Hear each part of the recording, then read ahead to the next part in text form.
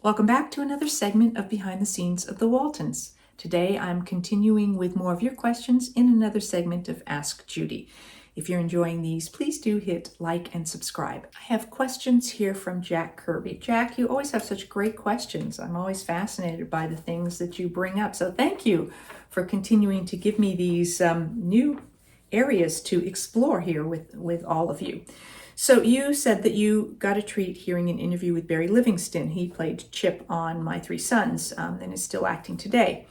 So he was talking, I guess, about various different situations where he'd worked. And so you have these questions. That one thing he talked about was today's directors not being on set anymore, that they tend to be in a booth while the AD does all the hands-on work. He stated he never even really meets the director. I haven't experienced that. I haven't been on a traditional TV set for a number of years, and independent film work can run a little different. But still, what ends up happening now is that they have what they call Video Village. And so there's usually like a little area where they have the monitors. So the cameras, however many they're using, there will be monitors that the director can view, which gives you an opportunity as a director to see exactly what the camera sees and what the performance is. And if and you have different people will gather around the monitors. So the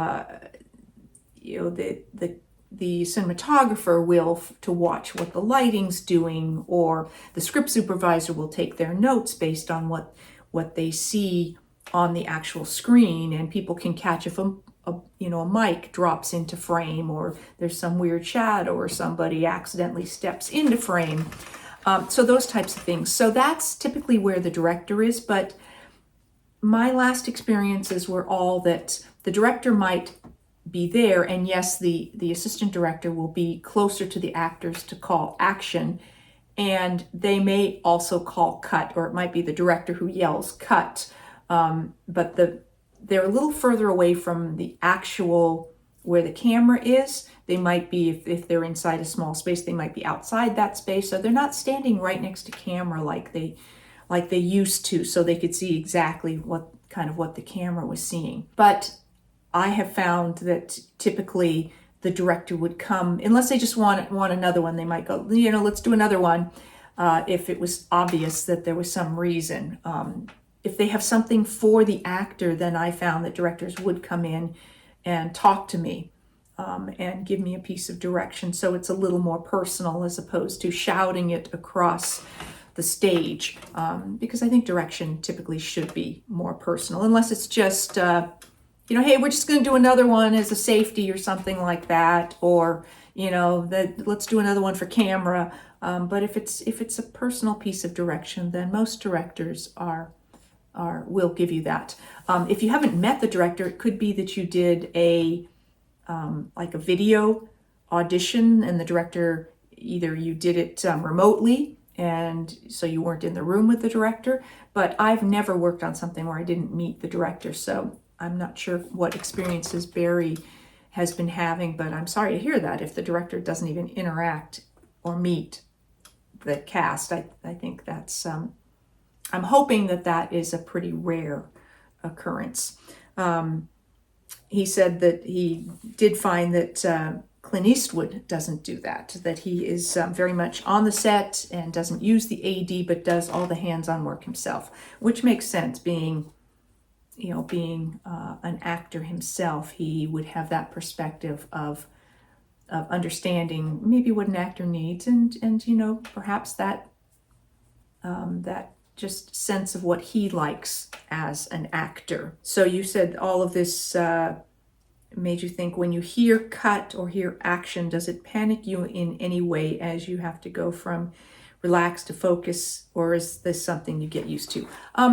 Usually by the time I'm there and we're getting ready to go, you have a sense of, they're getting, there's all the quiet on the set, and the settling down of any noises or people clearing frame if they've been doing like last minute hair or makeup touches, because there's usually what we refer to as last call, last looks, where hair and makeup might come in to just check and make sure that everything's right there.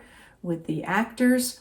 And then, so then we'll have quiet, we'll have rolling. So the camera rolls, you'll hear a reply rolling, sound, and you'll get the sticks. So there's several things that happen. So you have that sort of transition time as an actor to know that action's going to happen anytime. So if for me, then I spend that time just sort of reminding myself of where I am and what's going on and what's happened before and what the scene's about, setting myself in whatever my sort of opening presence is, my mindset, my emotional state, all of that. If it's a particularly emotional scene, then I've already been sort of pretty close to in zone already, even while they've been, once they've called me in and they're finishing last lights or focus things, I'm just sort of in my own sort of little zone there. So no, I've never been startled by, it's coming. So it's just the anticipation of, okay, and what does action mean for your character? So you're kind of already there. Another question that Jack had from this segment he heard Barry Livingston talk about was, he said that he talked about Fred McMurray on My Three Sons and how private a person he was, and he would never interact with anyone and kept to himself. He was polite, but he said that Barry claimed that the pressure to live up to that image was very hard for him, and it made me think of Michael or Ralph. And did you ever sense they too had that pressure to live up to the image that the show presented for themselves? Did Ralph have to present Daddy Walton in public, or could he just be himself? Same with Michael. They both have expressed their sense of responsibility to that image, and in fact, that was one of the things that prompted Ralph to get sober. Was, he said, looking at all of us kids in that first season sitting around the kitchen table and thinking what a fraud he felt like, because he was supposed to be this really role model of a father, and that wasn't him. And so he decided he wanted to be a better person and went to AA and got sober and stayed sober. So what he felt outside when he was interacting with other people, or he didn't do a lot of publicity, or we didn't do sort of the kind of celebrity meet and greet type of events that we do now. I don't remember him really being at parades or things like that very often. So I think he was quite a private person himself, and did not, he wasn't kind of an out there in the public eye sort of person. Michael has talked about feeling that pressure to live up to people's expectation of, Olivia Walton, and people being shocked if they saw that she does not drink either, but if, maybe she had a cigarette, or if she swore, because she does swear. So if someone heard something that she said, and were, shocked that she would say that, or, so she's, I think she maybe felt the pressure more in earlier years. Now I think she's hit a comfort zone with being older and feeling a little less like she has to live up to anything. I think there's a certain thing about getting older where we're like, hey, take me as I am, and it's sort of, how much is it going to impact you when you're later in life? And I don't know, but we've all kind of talked about that. I think we all feel the pressure of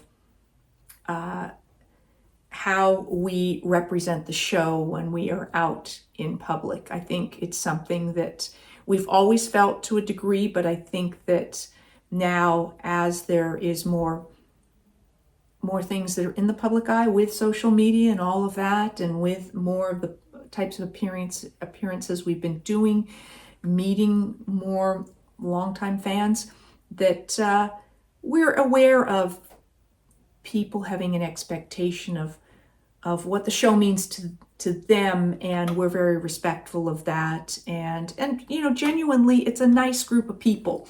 So it's not like anybody is doing some major, mask of they're really a jerk and they're having to pretend to be nice. It's a nice group of people. So it's just we're trying to show our best side. Nobody needs to see any of our flaws on full display at any time in life anyway. So I think it's something that we're all very aware of, particularly in those public settings. And this last question that Jack had from Barry's interview, that he stated he got great advice from Roddy McDowell about transitioning to an adult actor. He stated to go to New York and do theater because you have to learn the craft and take on a variety of roles to survive, and you avoid the Hollywood BS, his words, not mine. Did you too choose theater for that reason, and did it help you move from child actor to an adult actor? I started doing theater as a child, so I always really enjoyed that, and then throughout the Waltons I was learning to sing, and I really wanted to do more musical theater. When the series ended, because we were so recognizable, there was that aspect of being too recognizable for TV at the time, and getting that, we know her, she's great, she's not right for this. I get it. People didn't want to put me into some show and have the audience be going, oh, there's Mary Ellen playing a bad girl on, Dallas. So I understand that. They wanted people to look at a role, not be recognizing a different character.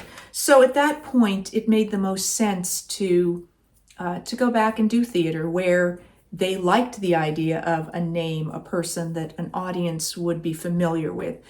So I was able to go and start doing more musical theater, more other theater around the country, that sort of thing. And it did give me an opportunity to do roles that I wouldn't necessarily get to do on camera. So I loved it, and I happen to love doing theater, and I do think it's a great training ground. I think you learn a lot of discipline because you have to do the same thing night after night and keep it fresh, and you have to have that consistency. You have to know a show beginning to end, so it also teaches you that opportunity to really build a role and the things that you find after you've been doing it for weeks and weeks and weeks. So I always loved going back and forth between film and television. So I do think it is a great training ground and does build craft. Thanks for joining me for this segment of Ask Judy. I'll be back with more behind the scenes of the Waltons and more Ask Judy. Thanks for watching.